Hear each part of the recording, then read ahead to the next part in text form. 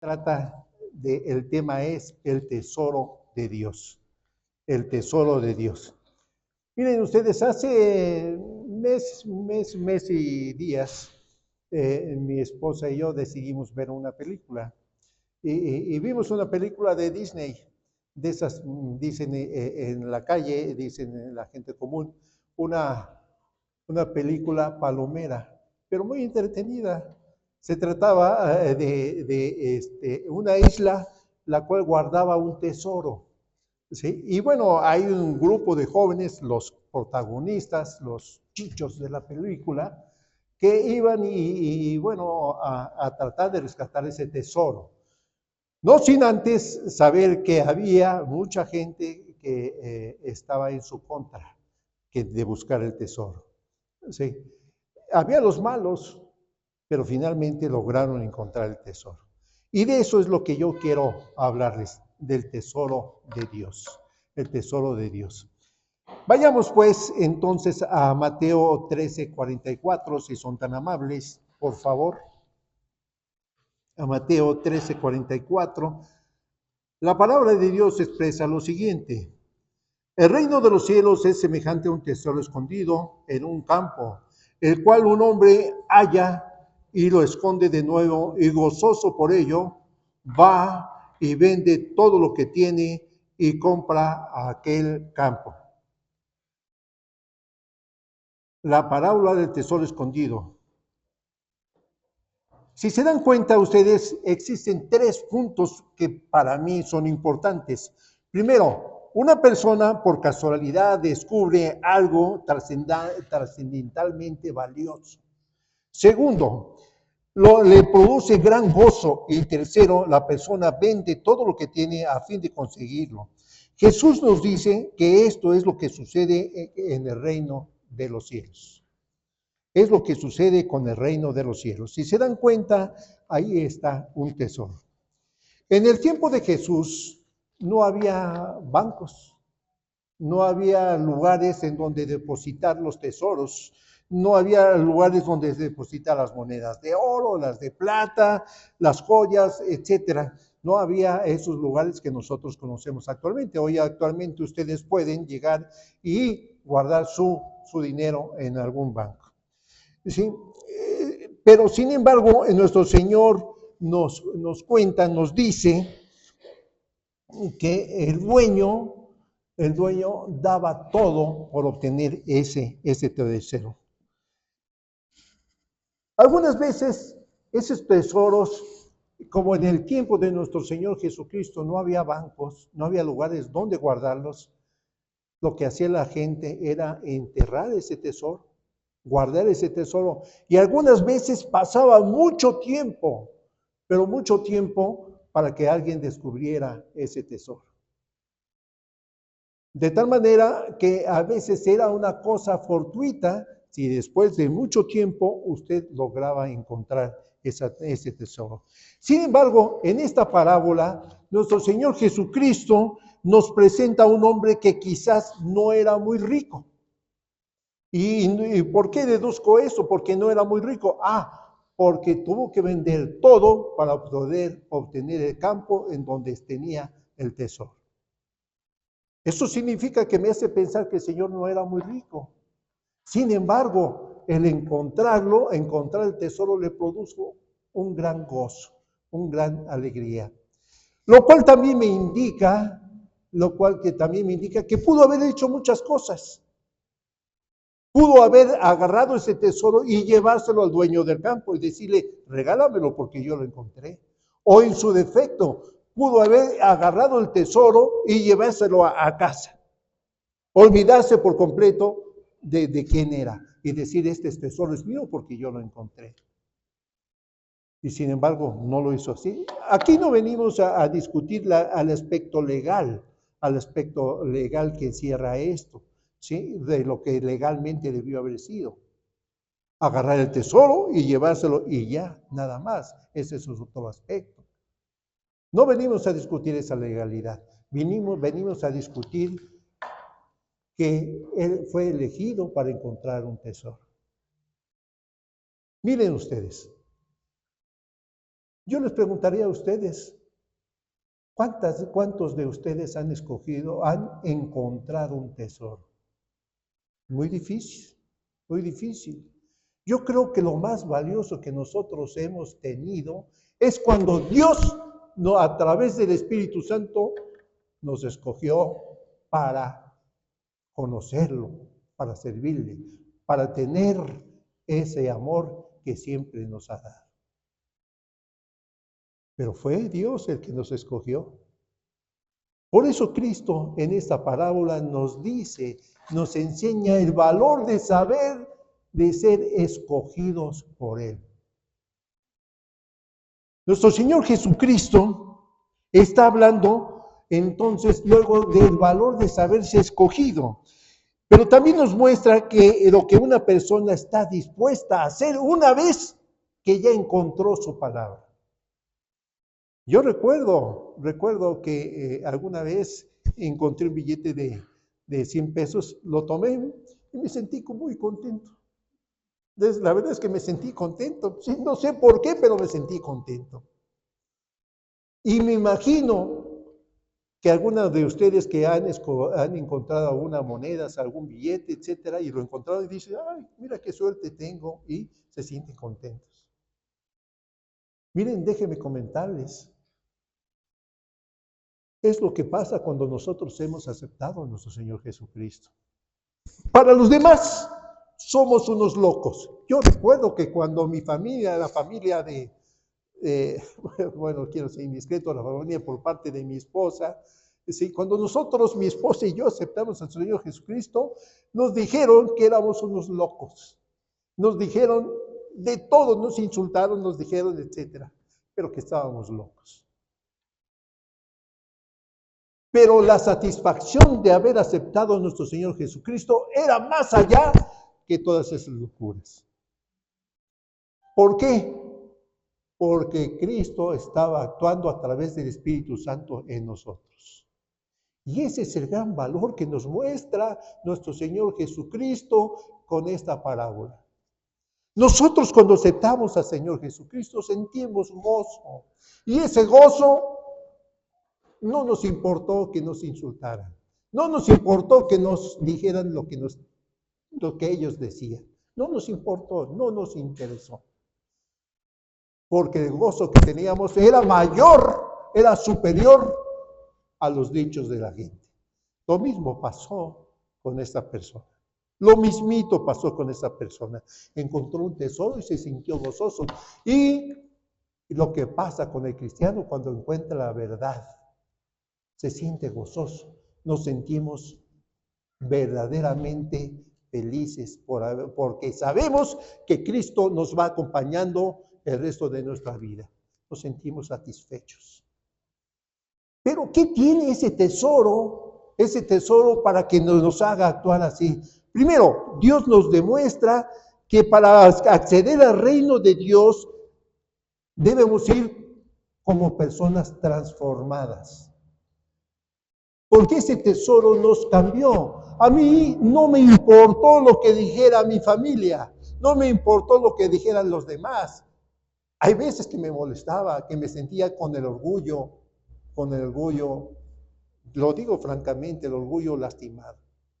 Sentía yo coraje, pero ese coraje fue menor al saber que Cristo estaba conmigo. Y eso te fortalecía, hacía que fuéramos nosotros adelante. Pero la pregunta es, ¿qué tenía ese tesoro? ¿Qué tenía ese tesoro para que nosotros dijéramos, voy por ese tesoro? No me importa lo demás, así como la parábola nos enseña, al Señor que encontró el tesoro no le importó nada, vendió todo con el objeto, con tal de obtener el tesoro. Si nosotros hemos aceptado verdaderamente a Cristo como nuestro único y suficiente Salvador, nada nos importa, porque sabemos que Dios camina con nosotros, sabemos que Dios está con nosotros. Y eso es lo más importante. Eso es lo más importante para nosotros los que hemos aceptado a Cristo. Pero vuelvo a repetir, ¿qué tenía ese tesoro que era tan valioso? Porque ya sabemos que los tesoros tienen monedas de oro, tienen monedas de plata, tienen vasijas de oro que los hacen ser un tesoro muy valioso, ¿no es cierto? Y sin embargo, Dios nos dice que el reino nos habla del reino de Dios. El reino de Dios. Luego entonces, yo me imagino qué sería ese tesoro. O en esta parábola, nuestro Señor Jesucristo, ¿a quién se expresaba? ¿A quién decía que ese era el especial tesoro? Y lo comento esto por lo siguiente. Mucha gente piensa que cuando lee esta parábola que se trata de nuestro Señor Jesucristo, que se trata del Evangelio. Pues déjeme decirles que no, por una simple y sencilla razón. Nuestro Señor Jesucristo nunca estuvo oculto para nadie y nunca está oculto para nadie, como el tesoro que fue enterrado. Nuestro Señor Jesucristo, para obtener la salvación de nuestro Señor Jesucristo, no tenemos que comprar absolutamente nada, nada. Esto significa, imagínense ustedes financieramente, ¿cuánto valdría para ustedes la salvación? ¿Cuánto tendríamos que dar para obtener la salvación? Imagínense ustedes. Ahora bien, los judíos se consideran el pueblo especial, un pueblo especial de Dios, se consideran el tesoro de Dios. Por favor, yo les pido que vayamos a Deuteronomio 14:2, Deuteronomio 14:2, el cual dice lo siguiente: porque eres pueblo santo a Jehová tu Dios, y Jehová te ha escogido para que le seas un pueblo singular entre todos los pueblos que están sobre la haz de la tierra. Ahora vayamos a Éxodo 19:5. Éxodo 19:5. Ahora pues, si diereis oído a mi voz y guardareis mi pacto, vosotros seréis mi especial tesoro sobre todos los pueblos, porque mía es toda la tierra.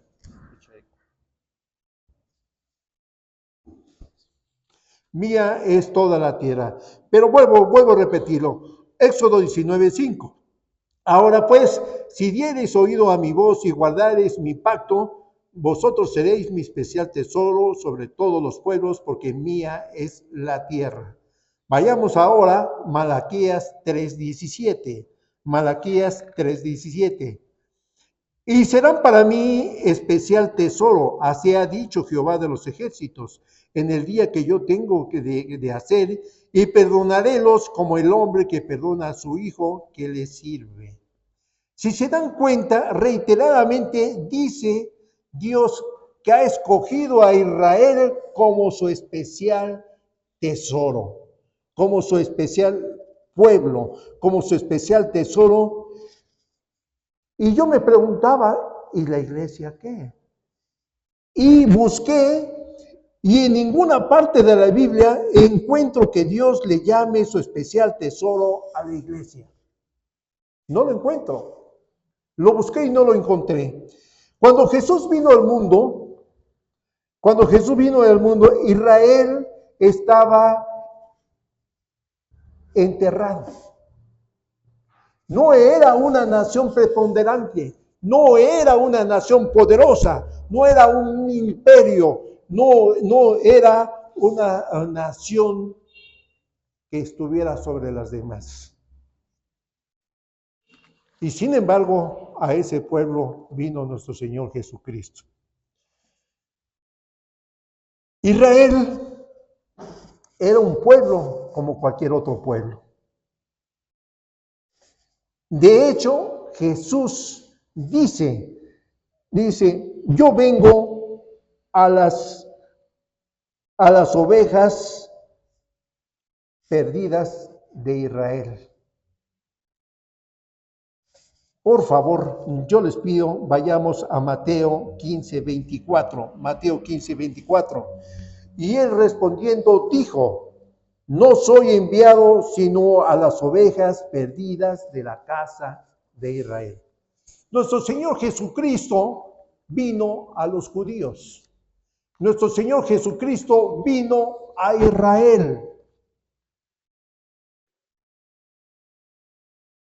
¿Ya se dieron cuenta?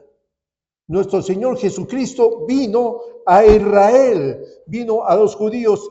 Y sin embargo, a esa nación que no era preponderante, a esa nación que no era económicamente poderosa, nuestro Señor, el creador del universo, el creador de todo, vino a ese pueblo. Y la pregunta es, ¿por qué? ¿Por qué vino a ese pueblo? Si no era un pueblo poderoso, el creador del universo, el creador de todas las cosas. Dice Colosenses que para él y por él fueron creados todas las cosas existentes. Entonces la pregunta es, ¿por qué vino a Israel? Y no obstante eso, él dio a conocer al mundo lo que era Israel. Él dio a conocer al mundo lo que era Israel. Durante 3 años, Israel conoció la luz verdadera de nuestro Señor Jesucristo. Por favor, vayamos a Mateo 12:28. El cual dice lo siguiente: y si por Espíritu de Dios yo echo fuera a los demonios, ciertamente ha llegado a vosotros el reino de Dios. ¿Qué dijo nuestro Señor Jesucristo? Que con su presencia estaba trayendo el reino de Dios. Y sin embargo, hay que decirlo. Juan 1, del 11 al 13 nos dice: a los suyos vino y los suyos no lo recibieron. Dense cuenta, a los suyos vino, los suyos no lo recibieron. Juan 1, del 11 al 13. A los suyos vino y los suyos no lo recibieron, mas a todo aquel que lo recibió, Dios potestad de ser hechos hijos de Dios, a los que creen en su nombre, los cuales no son engendrados de sangre, ni de voluntad de carne, ni de voluntad de varón, mas de Dios. Es más, en el día de juicio de nuestro Señor Jesucristo, los judíos clamaron para que la sangre de Jesús sea sobre nosotros. Es lo que decían ellos. A ver, vayamos a Mateo 27:25, por favor. Si alguien le quiere dar lectura, si son tan amables. Mateo 27:25. Y respondiendo, todo el pueblo dijo: tu sangre sea sobre nosotros y sobre nuestros hijos. Dense cuenta ustedes de lo siguiente. Ante la luz de lo que todo lo acontecido ante Israel, de saber que había sido crucificado en Israel, de saber que los mismos judíos clamaban, decía, este no es inocente, sino que su sangre caiga sobre nosotros. Del saber todo eso, nuestro Dios Padre, ¿creen ustedes que no tenía motivos para desechar al pueblo de Israel? Pregúntense ustedes, si ven que alguien está golpeando a su hijo, ¿no corren inmediatamente a intentar a que no continúe eso? ¿No corren ustedes inmediatamente a buscar protección para su hijo?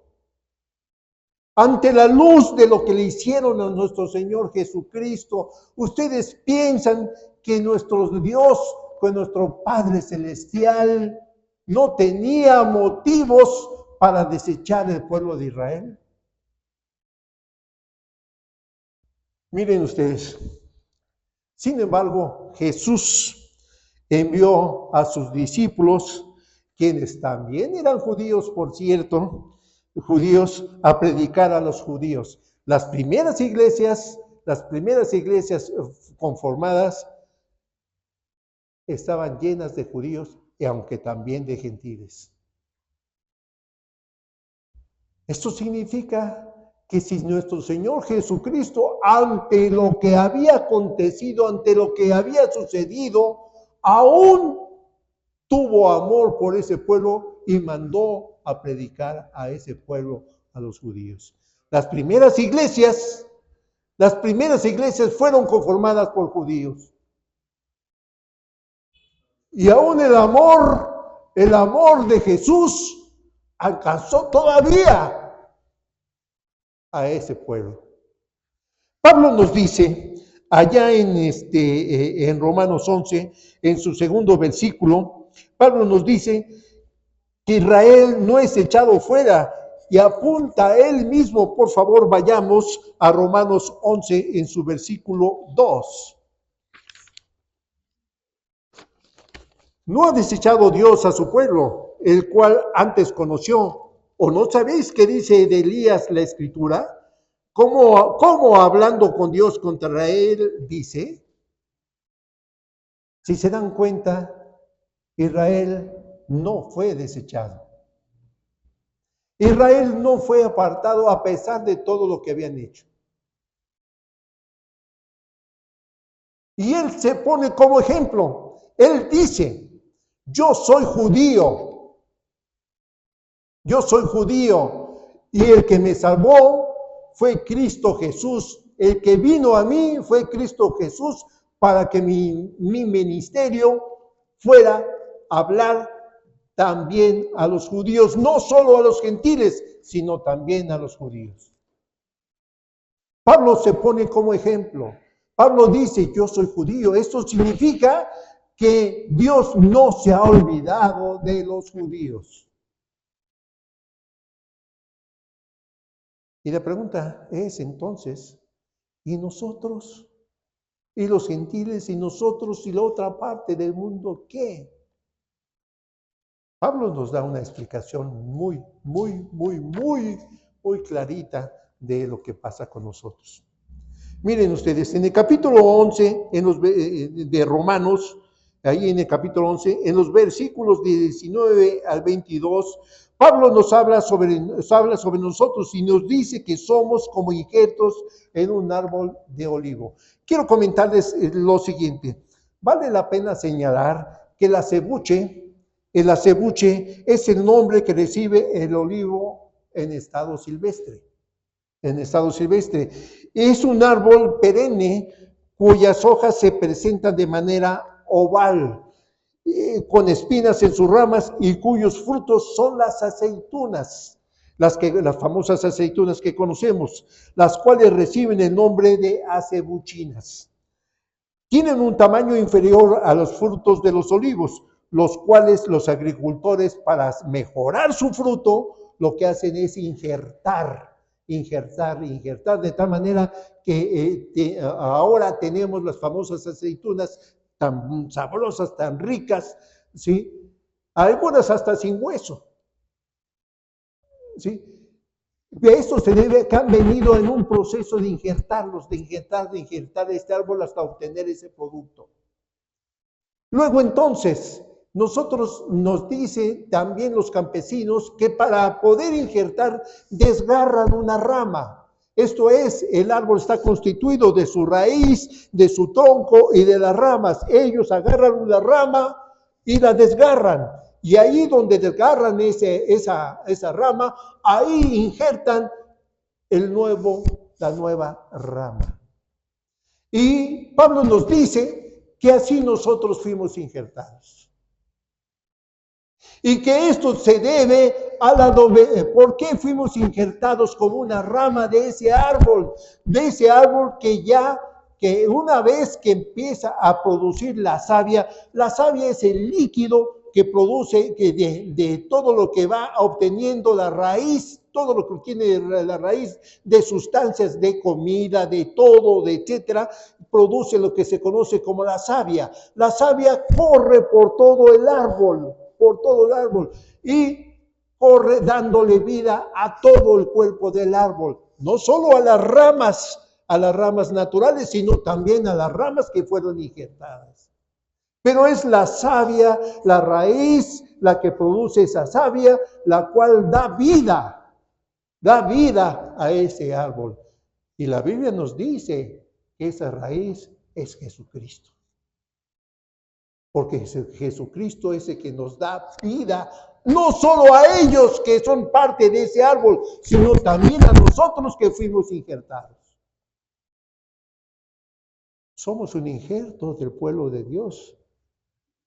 Lo cual nos dice que el pueblo de Dios ya no son los judíos exclusivamente, somos todos nosotros.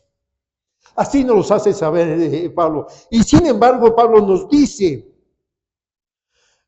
pues a las ramas dirás, fueron desgajadas para que yo fuese injertado. Bien, por su incredulidad fueron desgajadas, pero tú por la fe estás en pie. No te ensoberzcas, sino teme, porque si Dios no perdonó a las ramas naturales, a ti tampoco te perdonará. Mira pues la bondad y la severidad de Dios, la severidad ciertamente con los que cayeron, pero la bondad para contigo, si permaneces en esa bondad, pues de otra manera tú también serás cortado. ¿Qué nos dice Pablo con todo esto? Nos dice lo siguiente: nosotros somos parte ya del pueblo escogido de Dios. Nosotros ya somos su especial tesoro. No tanto los judíos como también los gentiles. Por eso podemos decir que solamente como individuos solamente nos salva la gracia de nuestro Señor Jesucristo. La fe de nuestro Señor Jesucristo. Solamente como individuos nos salva el amor de nuestro Señor Jesucristo. Como nación, el pueblo escogido de Dios son ellos y nosotros. Como tesoro de Dios son ellos y nosotros. Y miren, por favor, vayamos por favor a Gálatas 3 del 28 y 29. Gálatas 3.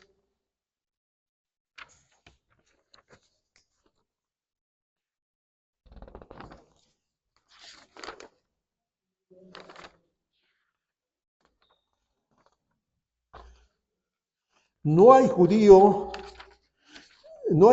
ni griego, no hay siervo ni libre, no hay varón ni hembra, porque todos vosotros sois uno en Cristo Jesús. Cuando nuestro Señor Jesucristo, cuando Pablo nos dice no hay judío ni griego, cuando nuestro Señor Jesucristo nos dice, a ver, ya no hay distinciones.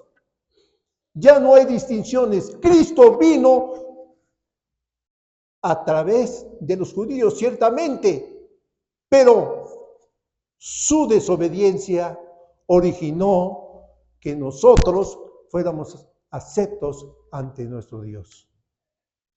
Ellos ya dejaron de ser el pueblo exclusivo de Dios, dejaron de ser el pueblo único de Dios para darnos parte también a nosotros. Pablo así lo dice. Y si dice eso, significa que también somos herederos de todas las promesas que están en el libro sagrado que se llama Biblia. Y si Dios dice que nosotros somos parte de su pueblo escogido, somos su especial tesoro.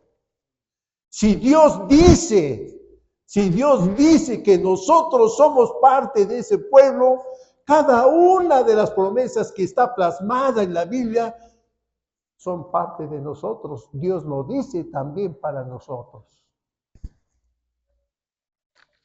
Efesios 2, 11, 19 nos dice que los gentiles antes estábamos excluidos. Éramos llamados paganos e incircuncisos por los judíos, quienes estaban orgullosos de la circuncisión, aun cuando esa práctica solo afectaba a su cuerpo, no su corazón. Miren ustedes, como individuos, los judíos tienen tanta posibilidad de salvación como los gentiles. ¿Ellos pueden ser salvos? Sí, como los gentiles. Pedro dijo a los líderes judíos, y en ninguno otro hay salvación, porque no hay otro nombre bajo el cielo dado a los hombres en que podamos ser salvos. Hechos 4:12. Lo cual nos indica, lo cual nos dice claramente que tanto ellos como nosotros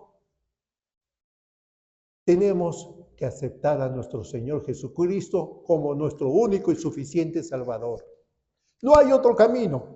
Juan nos dice, Jesús es el camino, la verdad y la vida, y nadie viene al Padre si no es por Él. Y la palabra nadie incluye a judíos y a gentiles. La palabra nadie incluye a ellos y nosotros. Si ellos no aceptan a nuestro Señor Jesucristo, qué desgracia para ellos. Porque ellos fueron el pueblo, inicialmente ellos fueron el pueblo escogido por Dios. Inicialmente. A ellos les fue conferida la sabiduría, las leyes de nuestro Dios. Nuestro Señor Jesucristo vino al pueblo de Israel como judío. Nuestro Señor Jesucristo se presentó a Israel siendo judío y ellos no lo aceptaron, no lo quisieron, despreciaron a nuestro Señor Jesucristo, despreciaron al Rey de Reyes. Y eso nos da la libertad de sabernos hijos de Dios. Eso nos da la libertad de saber que ahora aquellos judíos que aceptan a nuestro Señor Jesucristo y nosotros que aceptamos a nuestro Señor Jesucristo, constituimos el gran tesoro de Dios. Ese tesoro que estaba escondido, permítame felicitarlo si has aceptado a nuestro Señor Jesucristo. Permítame felicitarte a ti, a todos aquellos que han aceptado a nuestro Señor Jesucristo, porque tienes una gracia que los demás pueblos no tienen. Eres el pueblo y el único y especial tesoro que Dios ha escogido. Tú, yo, todos los que hemos aceptado a nuestro Señor Jesucristo. Miren ustedes,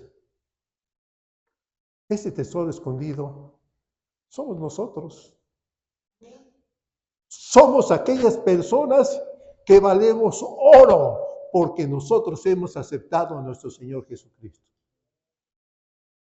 Nosotros, usted y yo, debemos sentirnos contentos, debemos sentirnos felices. Nuestro Dios nos ama y nos ama muy especialmente porque somos su tesoro escondido. Yo le doy gracias a Dios porque me ha permitido, me puso a estudiar el pastor mucho. Y encontramos, tal vez hice un resumen muy pequeño de lo que es la gracia y la bondad de nuestro Señor Jesucristo por cada uno de nosotros. Hice un resumen tal vez muy pequeñito y que sé que he compartido con ustedes. Porque la verdad es que la gracia y la bondad de Dios para con nosotros es inmensa. Es grandiosa, es maravillosa. Y a medida que usted va leyendo, se da cuenta usted de lo inmenso que es su amor y lo bondadoso que es con cada uno de nosotros. Debemos dar gracias a Dios porque todos los que hemos aceptado a nuestro Señor Jesucristo somos su especial tesoro. Por eso hago la invitación. Si hay alguna persona que no ha aceptado a Jesucristo, hágalo. Hágalo por su bien. Hágalo porque tarde o temprano estarás en la presencia de Él. Ahorita tú te podrás reír. Ahorita tú te podrás negar ante Él. pero tarde o temprano vas a estar frente a Él. Por eso te pido, te digo, tú no vas a tener excusa de decir que nadie me dijo que yo tenía que ir con Cristo. Tú no vas a tener excusa y tarde o temprano vas a estar junto y frente a Él. ¿Y qué le vas a decir? ¿Qué le vas a decir? Yo fui uno de aquellos soldados que te hirió, que te escupió, que te puse la corona de espinas. Tú vas a ser uno de esas personas que denostaron a nuestro Señor Jesucristo. Por eso la invitación es ahora. Ahora, buscar a Jehová mientras pueda ser hallado. La invitación es ahora. Piénsalo, piénsalo. Finalmente no solo tienes que decir ni al pastor, ni a los diáconos, ni a un servidor. No lo digas. Pero sí que te quede en tu corazón y en tu mente el saber que tarde o temprano estarás en presencia de nuestro Señor Jesucristo. Algunas veces hay que decirlo más temprano que tarde. Por eso, la invitación es ahora. Y darles a ustedes, a cada uno de ustedes, las gracias, porque primeramente a mi pastor que me permitió estar frente a ustedes, para poder hablar de esto que a mí me pareció muy edificante, porque hablar del pueblo de Dios es hablar de ustedes y hablar de ellos también. Hablar de el tesoro escondido de Dios es hablar de ellos y hablar de nosotros. Hablar de nuestro Señor Jesucristo es un privilegio. Gracias, y si Dios no me lo permite, Dios mediante, nos vemos la próxima vez.